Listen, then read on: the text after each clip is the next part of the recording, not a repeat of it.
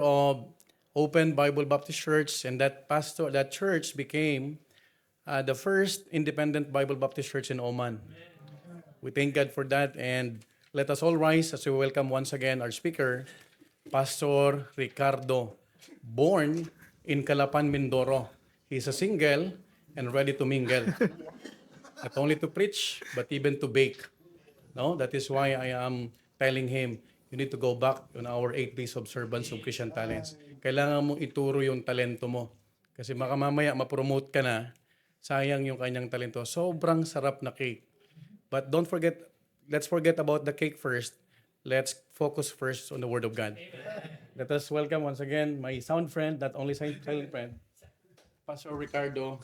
Richard ka pa, Ricardo ka lang pala. Ricardo Reynoso.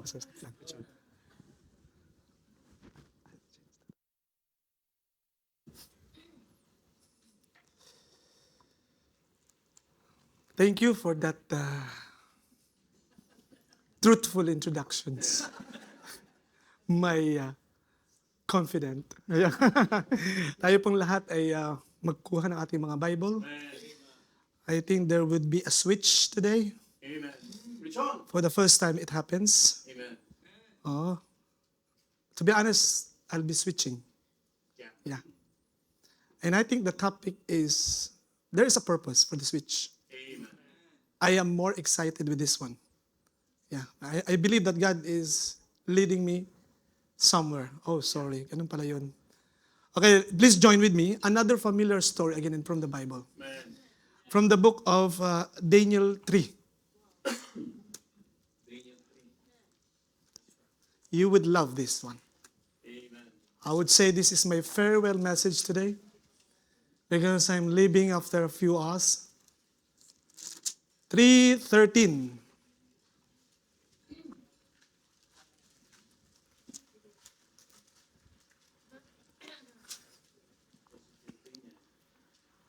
Amen. 3:13. Just follow me with your eyes and with your heart. Daniel 3:13. Then Nebuchadnezzar, in his rage and fury, commanded to bring Shadrach, Meshach, and Abednego.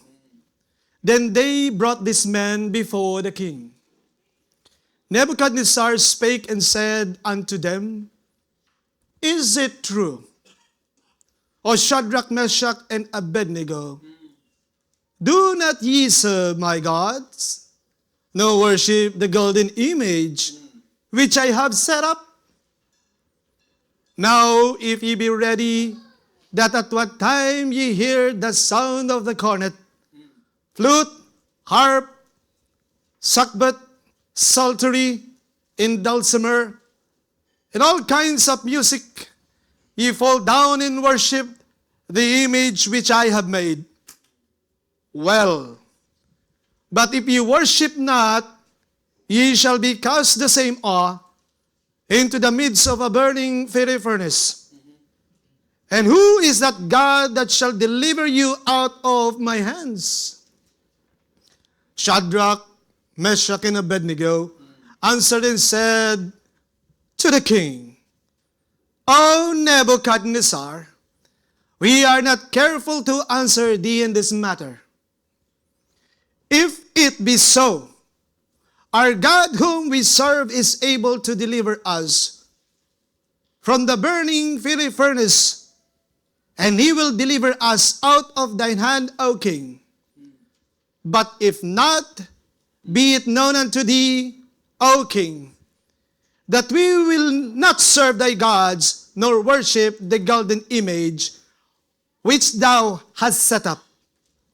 Then was Nebuchadnezzar full of fury, and the form of his visage was changed against Shadrach, Meshach, and Abednego.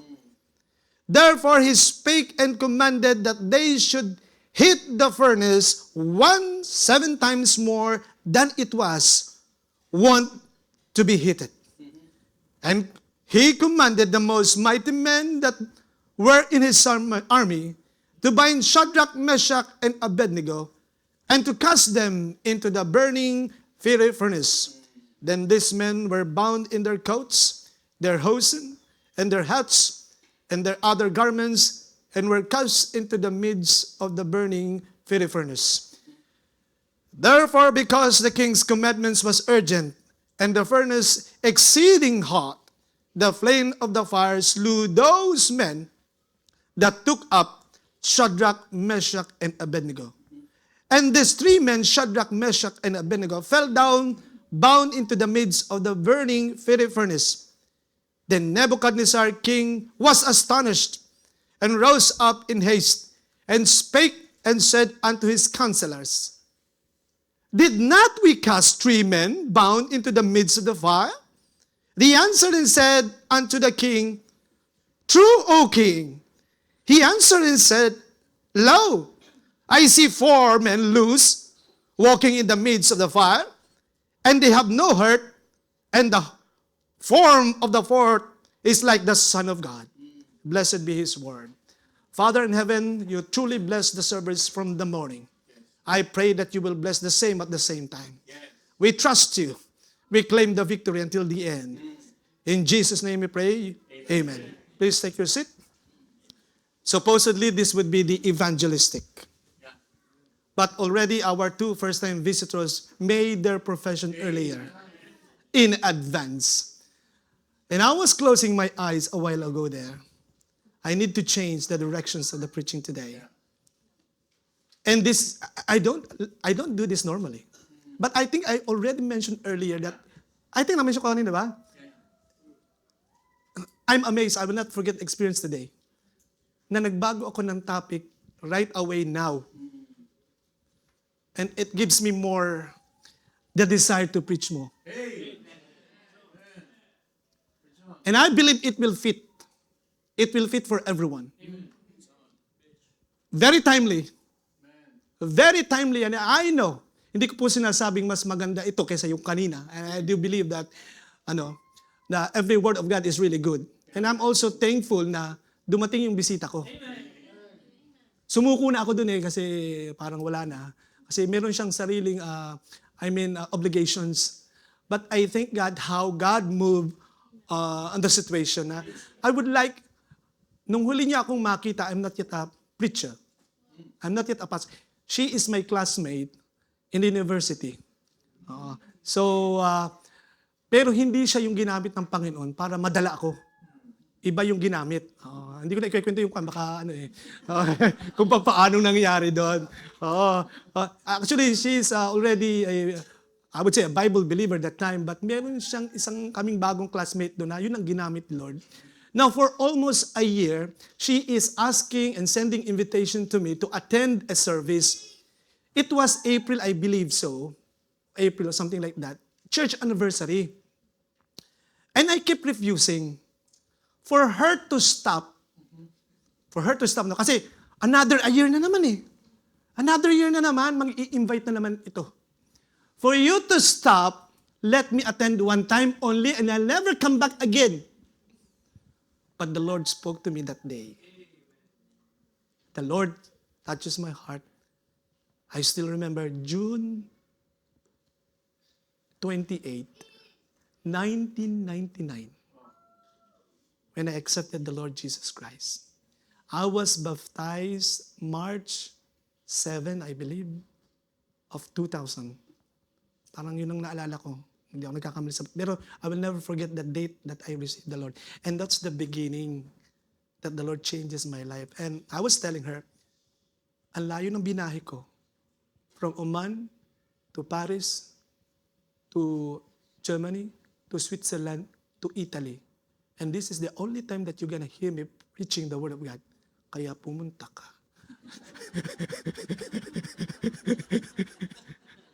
Sa layo. Tapos hindi ka makakarating, lagot ka sa akin. But I'm thankful that she realized that she needs something. She is not here because of me, but because of the Lord. Amen. What we're going to talk about today is this. Only 3 points this time. It's supposed to be 7. That is the original one. But kahit 3 points yan, do not underestimate. Do not underestimate the 3 points. The title is this, very timely. I believe so that you need this to be heard. The title of the sermon is, The Qualities of men and women that we need today. Does it sound good?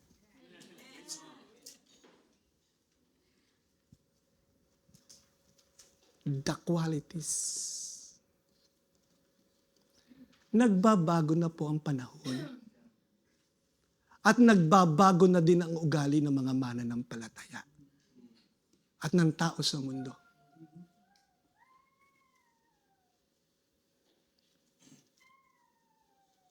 Nagbabago na rin ang tingin nila pagdating sa gawain ng Diyos.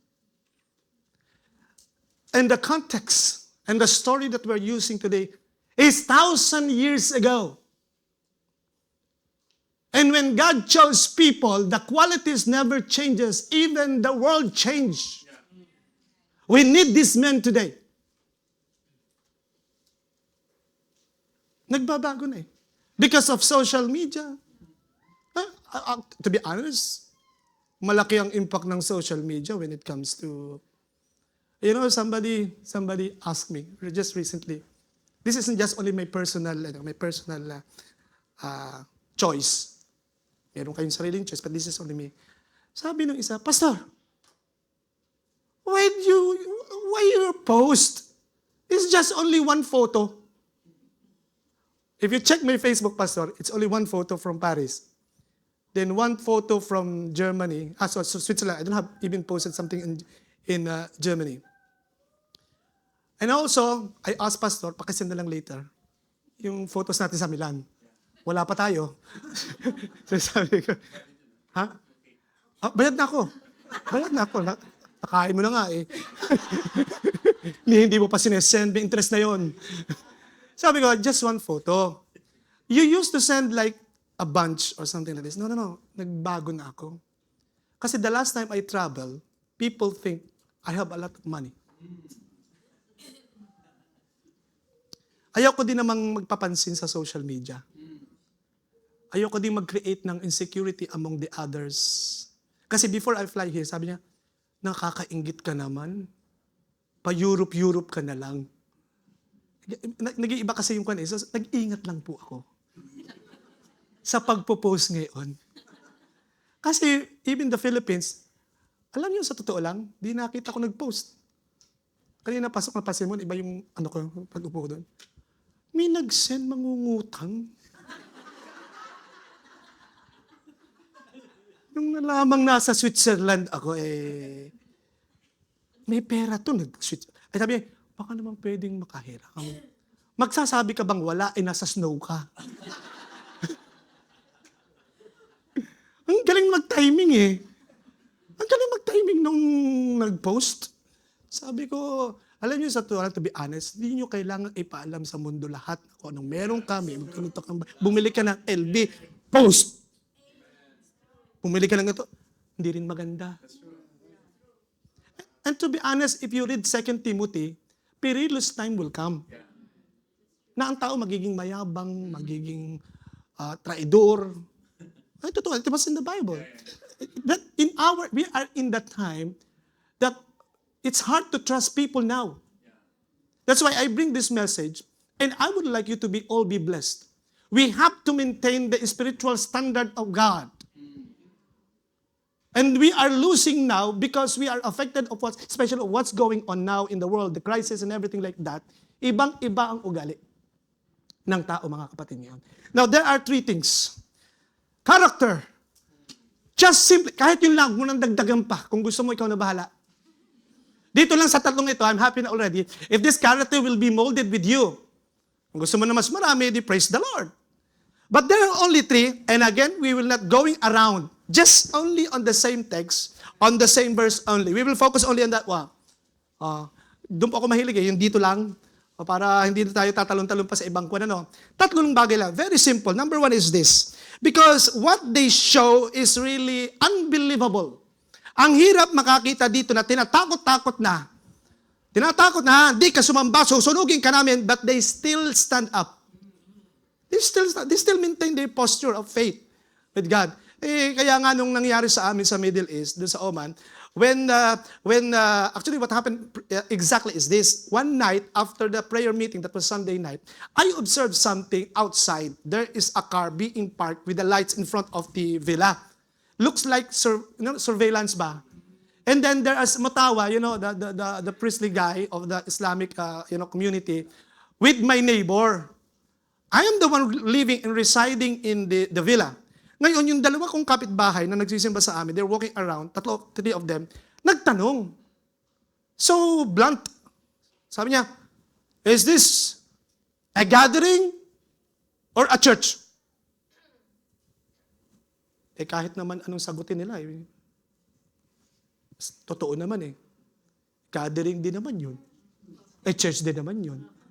Kaya lang para sa mga umani, iba yung gathering, iba yung church. Tinatanong daw several times, ano? Gathering o church? Hindi makasagot yung tatlo. Mga joy yun May madadala ako sa uman. Okay, tatawagin ko sila, joyful singers. Yeah, joyful. Tatlo hindi na makasagot. Sumagot ngayon yung isa na hindi member. Ang tawag namin sa mga hindi member na active sa church, feeling member. Tawag namin, marami kami yung feeling. Ayaw magpabaptize pero nagko-contribute na. Kulang na lang baptism, feeling member. So ngayon, tinanong, yun lang, wala na. Naglakad dun sa likod. Yung tatlo, hindi alam kung saan pupunta. Sinusundan. Ngayon, nag-text, Pastor, you have to know this. Oh, what happened? Your neighbor, yun na nga, pero nangyari. You have to do some security, blah, blah, blah. Di nataranta lahat, no? Nataranta lahat. Sabi, anong gagawin natin, ganyan. Hanggang sa yung isa, hindi mo na kami magsisimba, Pastor, ng Friday kasi baka magkahulihan. Yung gano'n, no? Pero ako, I was emotionally affected at the same time. Because sabi ko, I like the place. I like the villa. I don't want to move on this place. But if God really wanted me to move, then let it be. Then I spoke to the owner of the building. The next to us living, the person living next to us is his family, relatives. Alam niyo sabi nung owner? Sila ang palalayasin ko. But not you. For so many years, you kept our villa so clean and good. Nagulat ako sa sagot ni Madam. Sabi ko, immediately I conclude, the favor of the Lord is with me. Alam nyo, the next, tinawagan niya yung relative niya. Hindi yung matawa yung relative niya.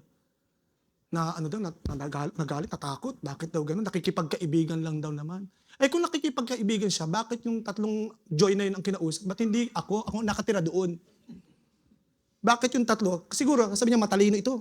Hindi ito sasagot. Bakit yung Alam niyo ngayon, ginagawa niya akong kaibigan niya yun. Sabi ko, ngayon, wala na kami problema ngayon. Kasi, Pastor, I'm not supposed to fly this March kasi if there is a threat, I'm not going to be out. Sabi ko, I want to keep the security first. Then, yung mga member ko, sorry for the term, napraning. Yung camera, may camera ng kapitbahay na, may camera sa labas medyo nakaharap dito sa may amin. Sabi, Pastor, yung camera nakaharap doon saan yung gustong makaharap yung camera? Sa taas? Tapos, Pastor, yung bintana niya bukas. Siyempre, malamig, winter, pinapapasok yung lamig. Ngayon, yung nangyayari sa atin yan, sinusubukan kayo ng Diyos. Iiwanan niyo ba ang gawain ng Panginoon just for the sake of this kind of thing? Matagal na tayong tinatakot. Now, when we entered to we are aware, we are underground church. We are known for us, we are illegal here. Alam niyo, Pastor, ang sabi pa nito, mag-a-apply kami doon sa isang place. We have one compound for all the Christians. But you have to submit under their conditions and authority. If you want a place. Kaya lang, hindi ako sumang-ayon because there are so many, alam niyo, Pastor, ang requirement na una, we have to check your finances. In order for you have a place inside. Sabi ko, no. Alam mo, sa harap-harapan ko, sasabihin nila, we have to check if the pastor is corrupt. Wow. Ako yung kausap? So sabihin mo sa akin, pastor is corrupt? Sabi ko, doon pa lang, no. Sabi ko, then you have to participate with the program activities that they have. No. Ako pa sasabihin mong corrupt. Yung kinausap ko, sabi ko gano'n. Sabi niya, you have to be careful. If the police catch you, Biruin nyo. They call themselves believer. Tapos kakausapin mo yung believer na mag-iingat kayo, baka mahuli kayo ng pulis.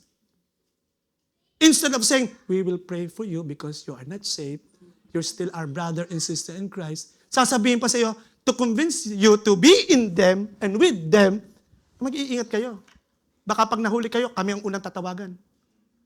Sabi ko, no. We need these qualities. And it's not new in the Bible. Those who follow Christ will always be persecuted and not be treated by the world. It's not a new thing for me. It's not a new thing. Maybe it's easy for here because you're safe. And it's open. You can do soul winning outside. Wherein we cannot do it in the Middle East because for sure we will be in prison. Pero mas masarap palang maglingkod sa Diyos yung may challenge. Masarap palang yung may kaunting init.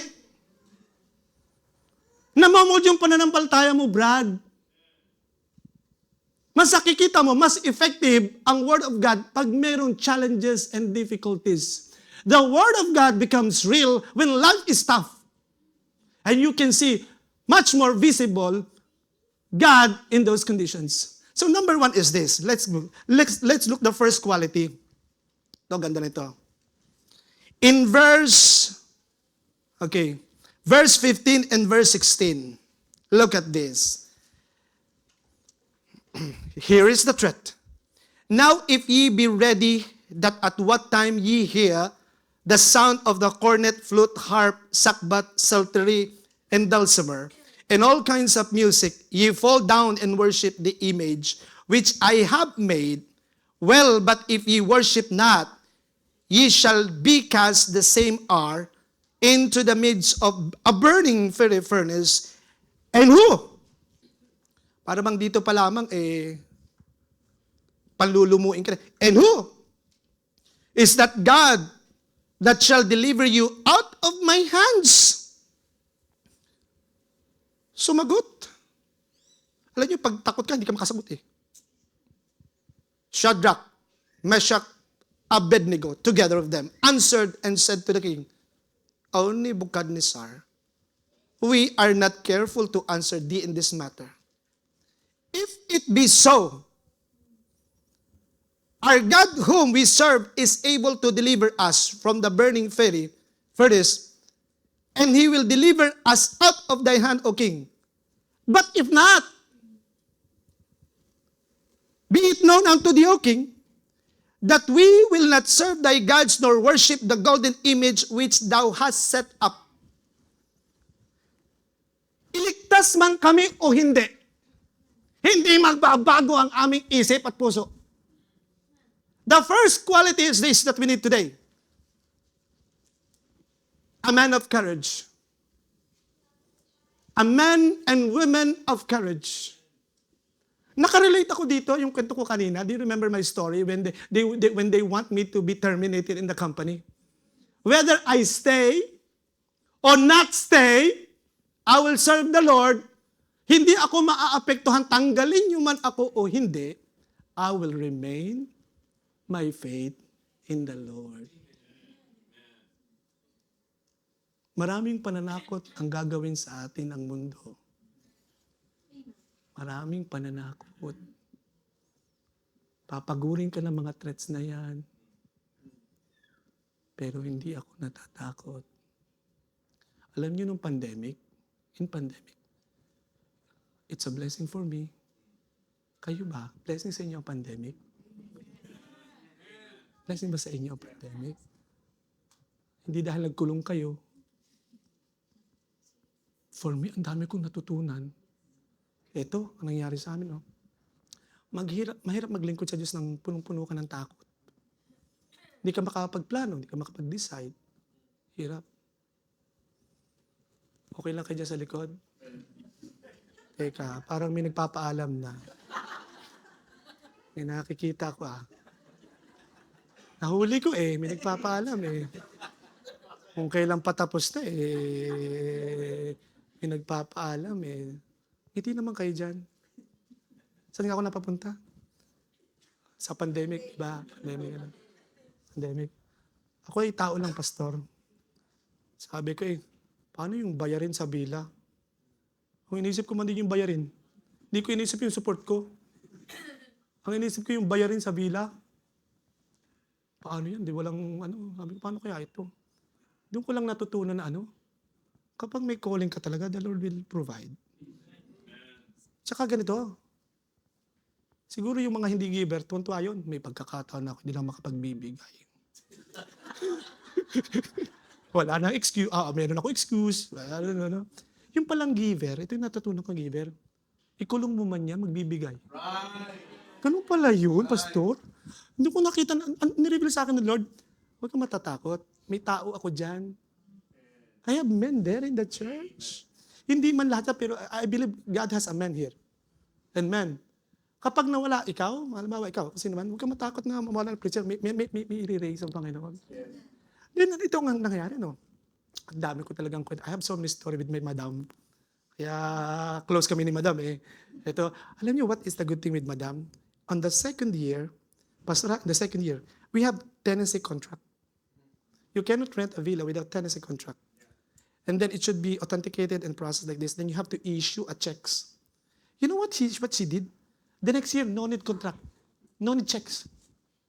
Wala kang makikita sa UAE or Middle East without, that is the form of security. This is the first time I already had the experience. No contract, no checks. I can run away if I want. Kahit anong mayroon, wala. It's only by faith. Ito, ma'am, madam, we're leaving. We can no longer afford to pay for the villa. The price is 750 Omani Riyal. And you know, madam says, don't leave. Stay. I will reduce that from 750 to 500. And I said, what? The provisions of the Lord? Doon pa lamang, because bilang tao, I feel something, I'm not fear or something, medyo kinashake ng konti. Kasi first time, pandemic eh. Doon pa lamang, the Lord is already teaching me, you have nothing to be afraid. Stay. And the Lord provide for, until today, the same villa that we have. Kasi minsan ang daming fear sa ministry eh. Pero the Lord had taught me. The Lord had taught me so much. Yan ang unang tinanggal sa akin ng Panginoon. One thing that God had removed with me, yung takot. Yung takot na aalis ito. Kasi especially in the ministry, in the Middle East, unstable ang mga kwan. Kayo dito, pag nag-work talagang dito lang hanggat tumanda. Ang sarap daw tumanda dito. Parang nagpaplano na akong tumanda dito. Kasi parang daw masarap dito eh. Pero this is my thing, Sabi ko, kahit siguro saan ako magpunta, wala akong dapat ikatakot. Because the Lord is with me. Like what I have mentioned to you earlier, as long as the presence of God is clear into your mind, the promise of God is clear. Do you know what is my favorite verse? Dapat itong tinanong mo sa akin kanina. My favorite verse, and every time people ask me, what is your favorite verse? Hebrews 13 verse 5. Could you please open? Then I would like you to read. This is my favorite. I would say this is my life verse. Hebrews 13 verse 5. Okay ha? Di ba? Nandiyan na kayo? Let your conversation be without covetousness, and be content with such things as ye have. For he had said, I will never leave thee nor forsake thee. Similar na naman ito dun sa verse na binasa natin kanina kay Joshua. So same. I will never leave thee nor forsake thee. Kaya, sa totoo lang mga kapatid, ayaw ko magpastor noon. I don't want to become a pastor because it seems that para bang kahirap maging pastor. Lalo na pagka nagsisimula ka pa lang, you're just starting, ang dami mong insecurities, ang dami mong fear eh. But as the Word of God, inspire you, the Lord remove those kind of, insecurities that you have. Yun ang nakakatuwa dun eh, pag may Word of God. Itong mga taong ito, it's not easy. If you will be in the true to life, itong tatlong ito mga kapatid, kay Daniel na ito, hindi madali yun. Harap mo yung apoy. Seryoso ang hari that you can die. And for them, whether we die or whether God will not save us, andun yung tapak nila na to say, actually to be honest, it's hard to say no. May isa kong preaching na pamagat is, to say no, the power of saying no. Ang hirap noon. Hindi kami yuyuko sa gusto ninyo sapagkat kami ay may founded. Kaya yung mga mabababaw, those shallow Christians and believers, it's easy for them to compromise. Because they're afraid to be, criticized by Pero ang napansin ko dito talaga, nung ma-save ako manindig ka. Sapagkat darating ang araw, baka makakilala yung nanay mo. Ito na yung nangyari sa nanay ko. I never changed with my faith with God. Kahit ayaw na ayaw niya. At alam kong pag uuwi ako'y galit na galit siya. Galit na galit yun Tandang-tanda ko yung mukha niya. Hanggang ngayon, nagalit niya. Talaga namang to convince me. Alam niyo, kahit na galit niya, sabi niya, naghanap ng trabaho. Para sa akin. Siya yung naghanap ng trabaho. Hindi kayo maniniwala, ang galing ng Diablo. Siya yung naghanap ng trabaho. Ako ang natanggap. Siya din yung in-interview. Ako yung tinanggap. Kasi magpapastor na ako noon. Magpapastor na ako noon Sabi niya, Daya, kailangan tanggapin mo ito. You have to accept this. Alam niya, tapos sabi ko, paano gagawin ko dito, pastor? Iba yung wisdom ng pastor ko Iba yung wisdom niya. Ano gagawin ko dito? Interview. Nagulat ako sa sagot niya. Sabi ng pastor ko, mahirap din yung kanyang kailagi ng ganyan ang nanay mo. Baka hindi mo lalong mawin. Ganito gawin mo. Sabihin mo sa nanay mo, mag-quit ka sa Bible school. Biro mo ang payo, pastor, ang payo mag-quit. Kakaiba yun. Kakaiba. Nung sinabi ko sa mga worker, ano magklaseng paya? Huwag kang mag-quit. Kasi sabi ganito, mag-quit ka sa Bible school, tanggapin mo yung trabaho sa isang kondisyon. May kondisyon May kondisyon. Sabihin mo sa nanay mo, magkakaroon ng Bible study sa bahay mo. Ay, ang nanay ko, yun lang naman pala. Basta, ang mahalaga sa kanya, nakawala ako sa calling. May Bible study. Kasi ang sabi ng pastor, ganito lang yung Brad, if God really calls you, He'll call you back. Yun ang kanya Our goal is the salvation of your mother. Yun ang goal Hindi yung trabaho. Gagamitin lang natin yung just bar trade. Sabi ko siguro, sabi ng Diablo, makakawala ka na. Hindi ka makakapaglingkod ngayon. Hindi ka magpapastor. Eto na, nagkaroon ng Bible study sa bahay. Every Tuesday, inaabangan ko ang magiging resulta ng Bible study. One last night, eto na, the pastor asked, like what we're doing here, sino sa inyo dyan ang bukas ang puso upang tanggapin ang Panginoon sa pananampalataya? Nakaganyan ako. Tanda-tanda ako nakaganyan ako. Ba't kayo natatawa? Hindi na ako nagpapatawa, Nakaganyan ako. Sabi ko, I'm looking for my mom. Yung pinakahihintay-hintay kong pagkakataon. Pag ito nagtaas ng kamay, praise the Lord. Alam niyo, tumaas yung kamay niya. Sabi ko, huli ka. Alam niyo nung tumanggap siya sa Panginoon, which is true. Those who believe, kasi yung bisita natin dalawa, where are those two? Alam mo, pag tinanggap mo talaga ang Panginoon sa buhay mo, the Lord Jesus Christ, your life will change today itself. From that day onwards, nagbago ang nanay ng treatment sa akin. When she stand at the pulpit, testifying that I am willing to be baptized, you know what she said? She was crying in tears and she's telling the congregation, why I am doing this to my child. Kaya every time, sikat yung kwento niya. Tapos alam nyo, pagka umuwi ako, pastor, pag umuwi ako sinasama ko siya sa mga preaching engagement ko for her to know na hindi masama ang maging pastor. Ito, may katawa-tawang, may katakatawang, may love gift, makabariya. Ma, bilangan niyo yan. Kanya ko pinabibilang. Bilangan yan. May makabariya, pwede kang akin na lang rin ba rin, are?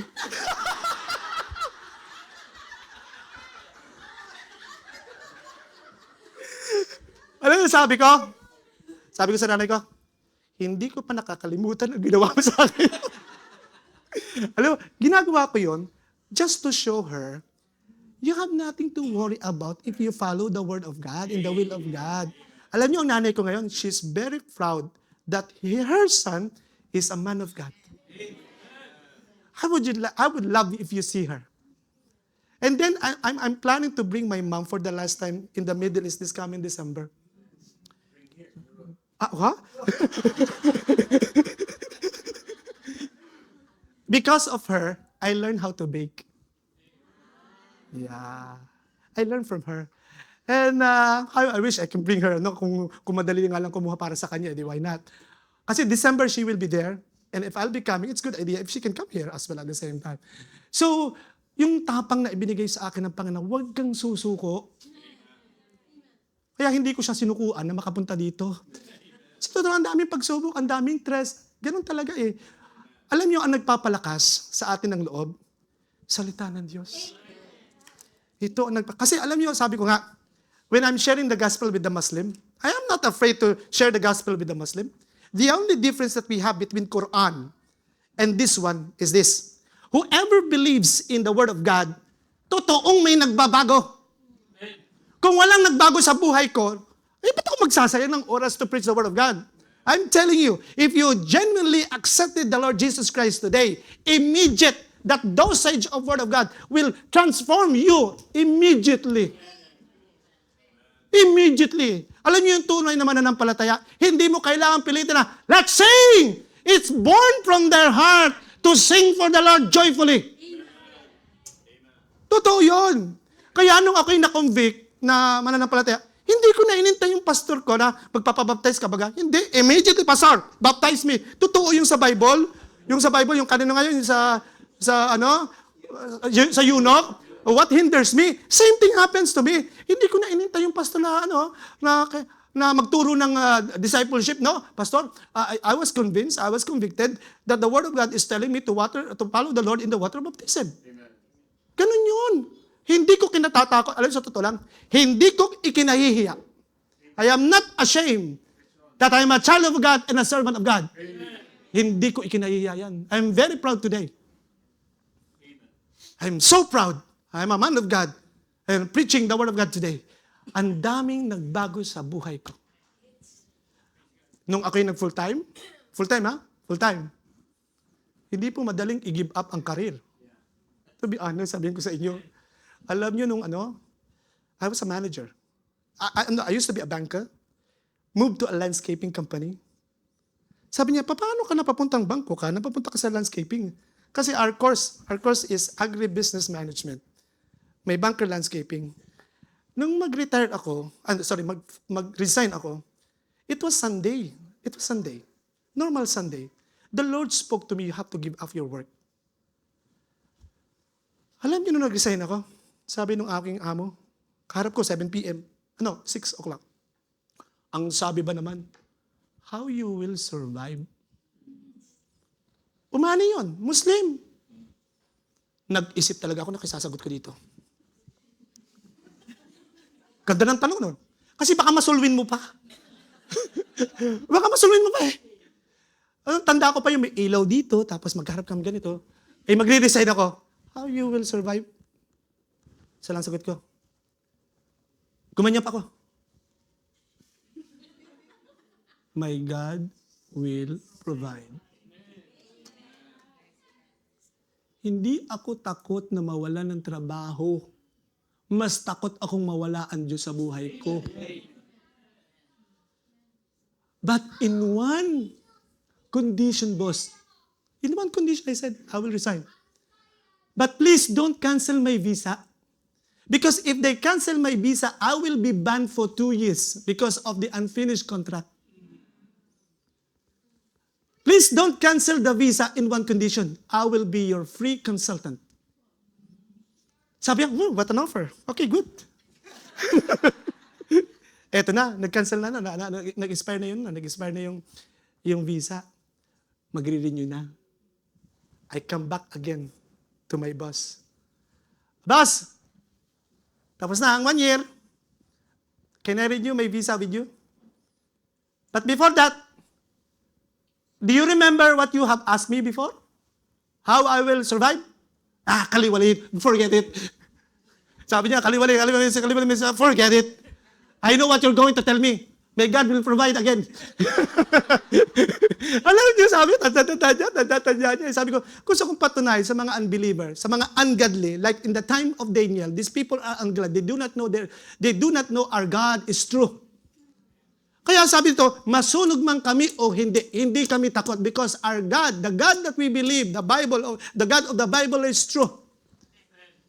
Kaya sabi ko, i-give up ko man yung trabaho ko.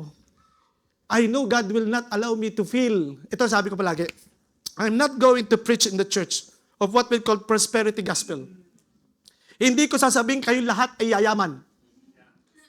Wala, hindi. Kasi nungalingan yon. It's a big lie that I'm not saying also that none of you will be rich, but not all of us will become rich. But this is one thing is true.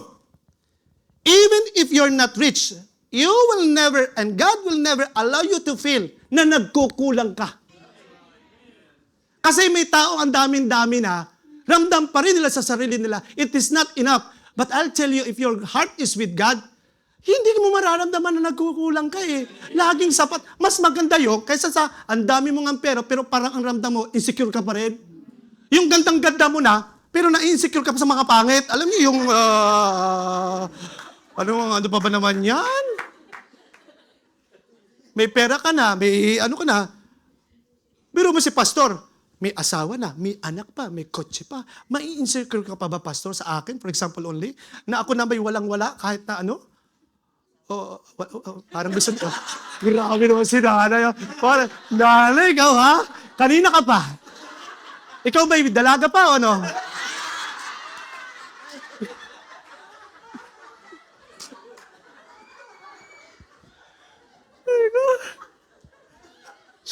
The woman with courage.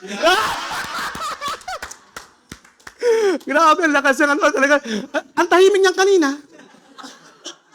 Ang tahimik niya kanina. May tao pala sa online. Hindi ko alam. I'll see you in Rome this coming Sunday. And those who wants to follow me, let's go to Rome. Yeah. Teka, check the time. Baka maiwan ako ng trend. Wait a second. We're almost, ha? So that's number 1, a man of courage. Number 2, parang ayaw ko pang umalis eh. Kung pwede nga lang i-move yung ticket, i-move ko yung ticket. Pwede ba i-move yung ticket na yun? Okay, number 2, verse 17 and 18. It's a repetition of the same verse, 17 and 18. Sabi doon, if it be so, our God, whom we serve, is able to deliver us from the burning fiery furnace, and He will deliver us out of thine hand, O King. But if not, be it known unto thee, O King, that we will not serve thy gods, nor worship the golden image which thou hast set up. Number 2 is this, not only a man of courage, but a man of conviction. May conviction sila. Do you know, by context, what is their conviction? There is only one real God. It will not match your God. No matter how colorful your God is, you design it, put glamorous things on it, our God is still the best.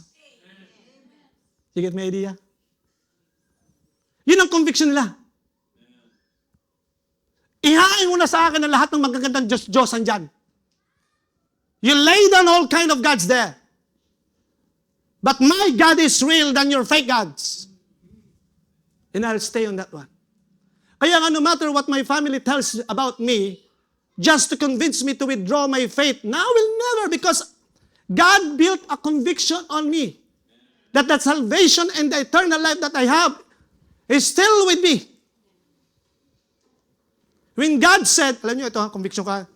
Sabi ng iba, ang dali naman palang maligtas, sasampalataya ka lang at ligtas ka na. It requires conviction. Madaling tanggapin sa nguso, pero sa puso, hindi madali yun.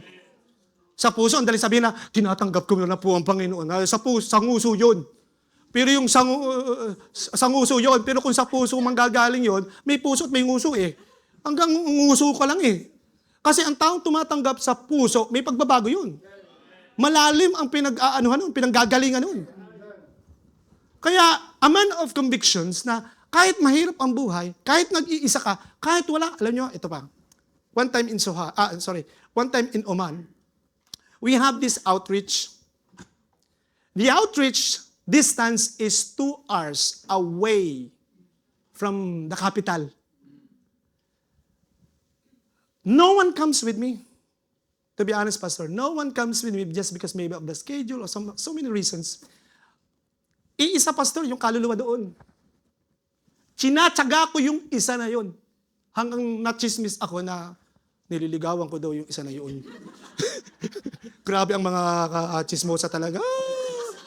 Ay, talaga naman nachismis ako dahil pinagtsatsagaan ko daw yung isa. Ay, nag-iisa naman talaga. Wala namang, hindi pa nga dumadami, nag-iisa pa nga lang. Ay, talabi ko yung, kung ikaw talaga, alam niyo, nag-iisa-isa ko na, hanggang dumami yun. Hindi pa rin nagbabago. Sige, kung yan ang chismis niyo, di tingnan natin kung magkakatotoo talaga.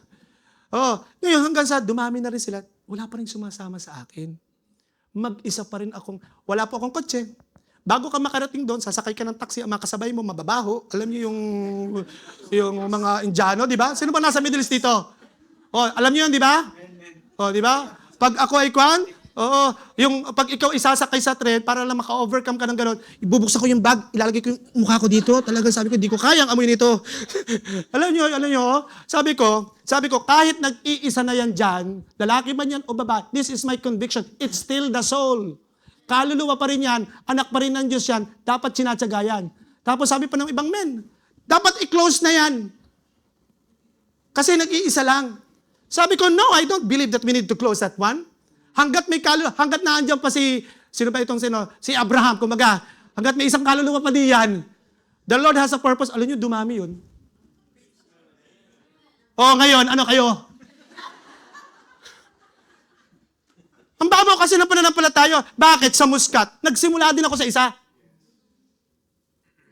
When I moved to Muscat, when God calls me, I have only 2 maleta with me.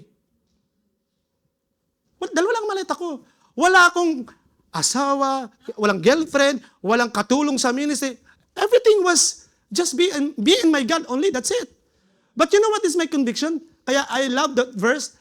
God will never leave me nor forsake me. And the Lord provided everything.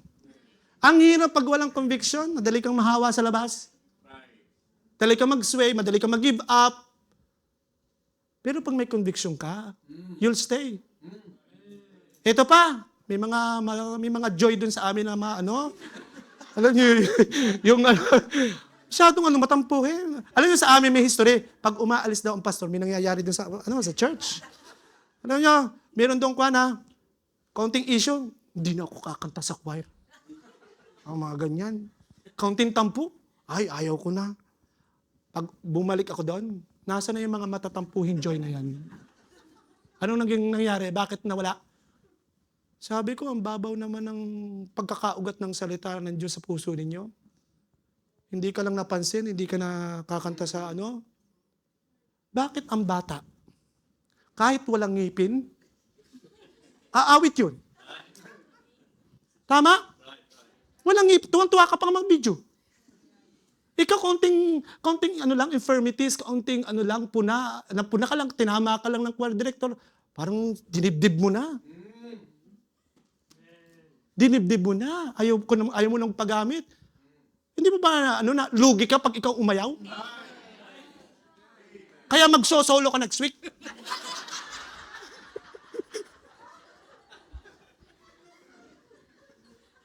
Kahit hindi ka, alam nyo, pag may conviction ka, kahit alam mo sa sarili mo na hindi ka deserving umawit at hindi ka talaga singer, magbabolunteer ka, Pastor, can I sing for the Lord? Malalim ang conviction mo eh. That's right. Tama? Amen. Subukan mo.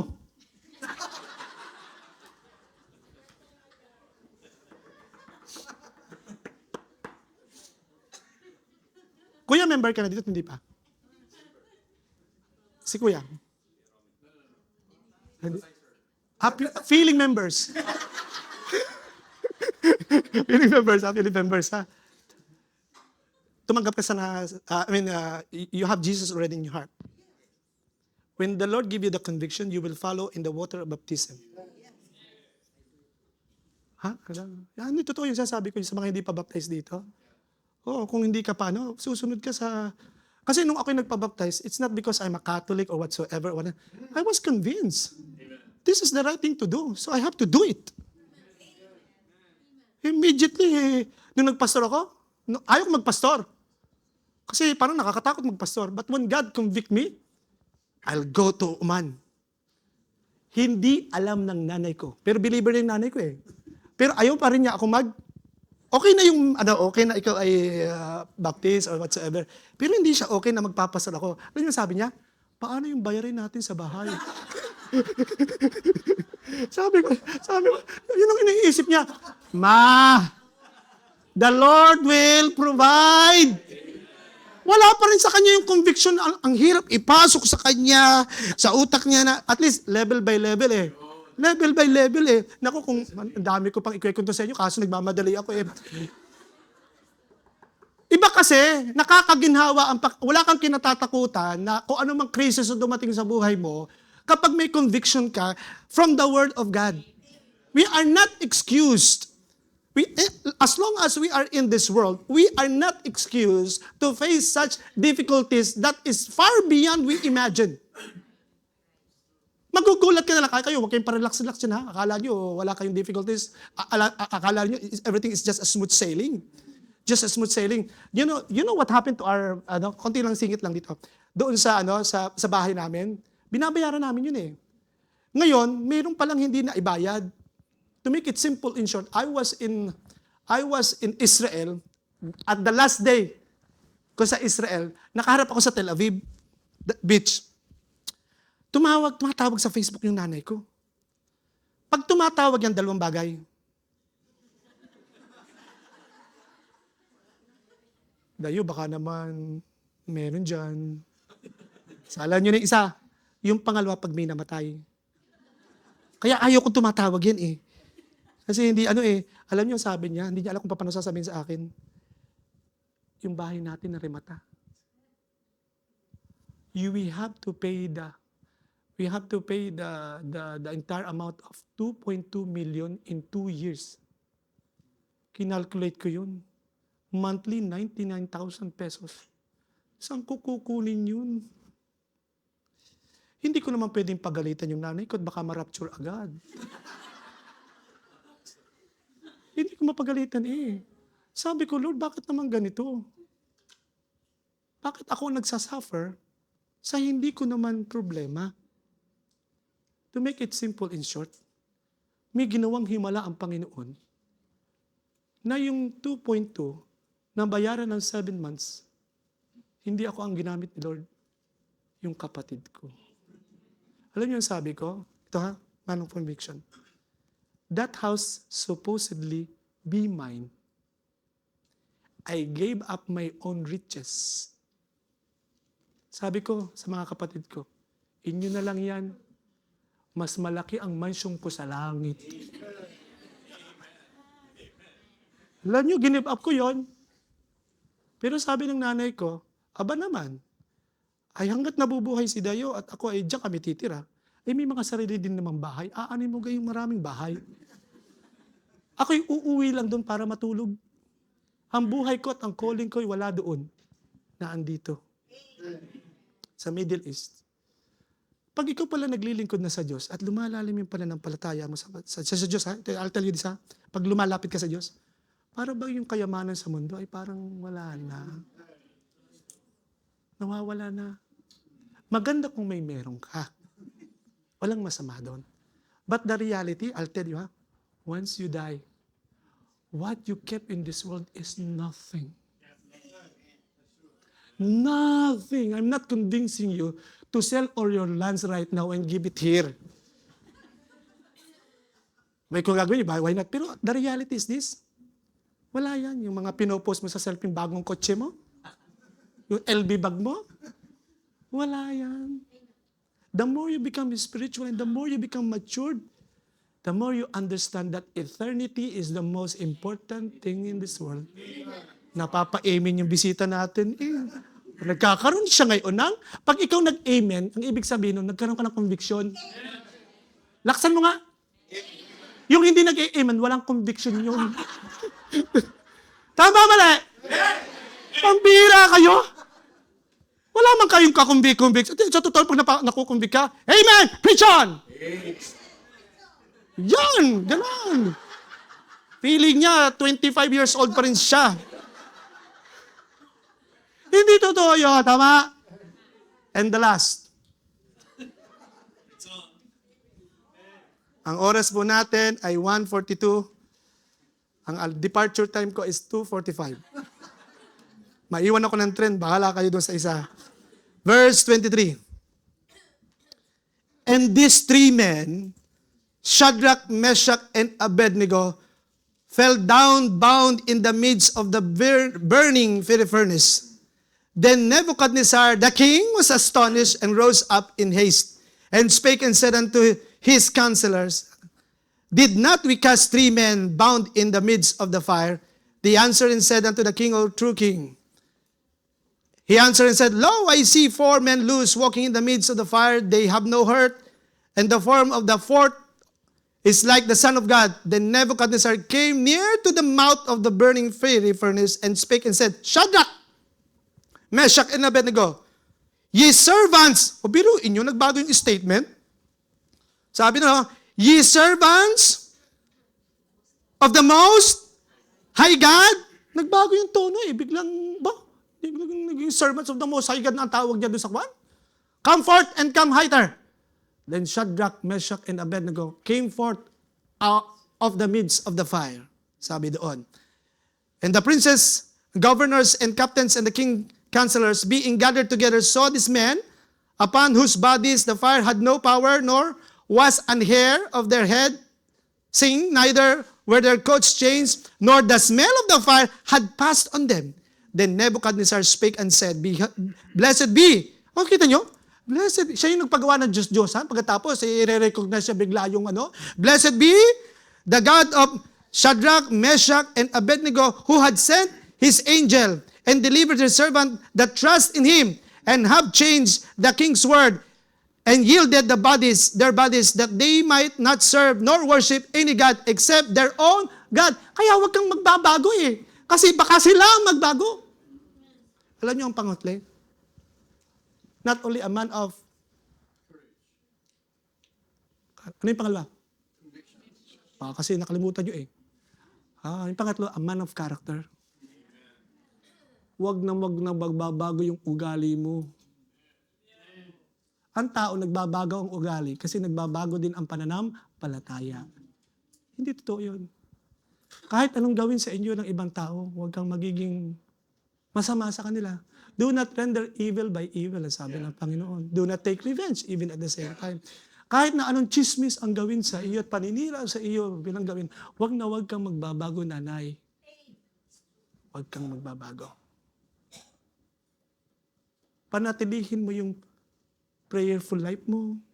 Panatilihin mo yung pagbabasa ng Bible. Panatilihin mo yung pag-awit. Kahit na hindi mo lang nagte-thank you sa iyo yung sinundo mo. Nakakasama ng loob yun. Hindi ka man lang binigyan ng panggasolina. Yung linggo-linggo mo na sinusundo. Tapos isasampa pa yung sapatos na may putik. Sasama ang loob mo. Ayoko naman ng pastor dito, mga ito, lagi pang late. Pero huwag kang magbabago sa panunundo. Ginagawa mo yan sa Diyos. Your labor is not in vain.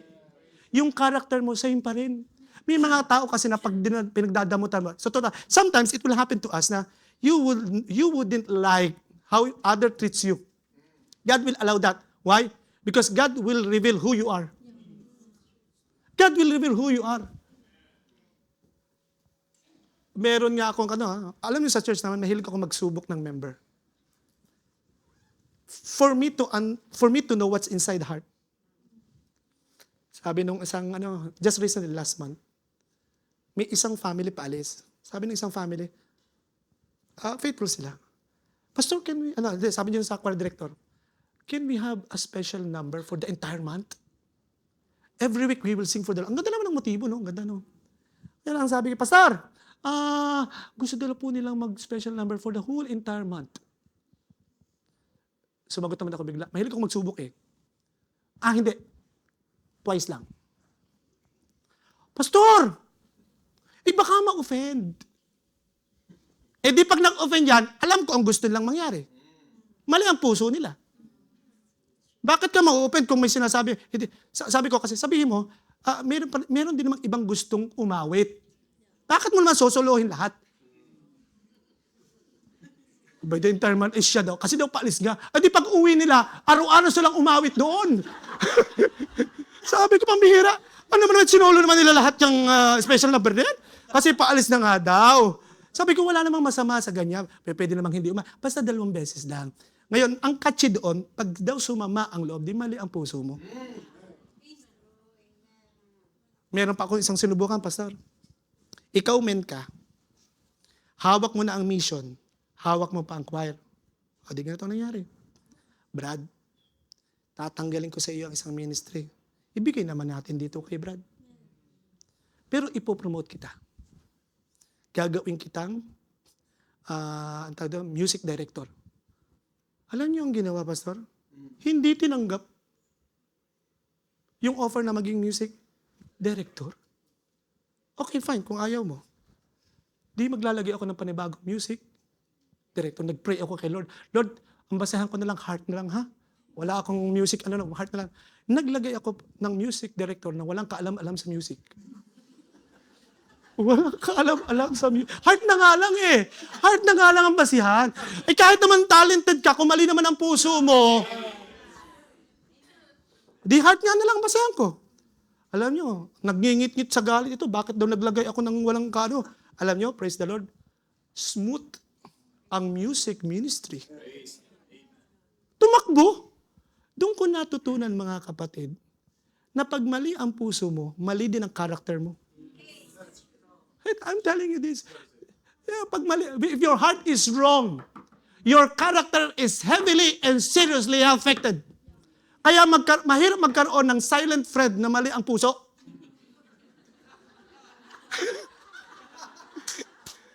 Pero kung tama ang puso niyan, kahit silent yan, may libreng cake pagbalik. Which is true. Hindi kaya nga sa ministry, the first thing you need to check is the heart. And then, ang sarap kabanding na iisa ang puso sa Panginoon. Sabi, there's no such called age or qualification. Walang ganung level eh. Kaya kahit kayo ay ganito lang kadami, but if you have one heart, you have a good character altogether. Pero may isa diyang mali ang puso, naku mga kapatid, parang surot.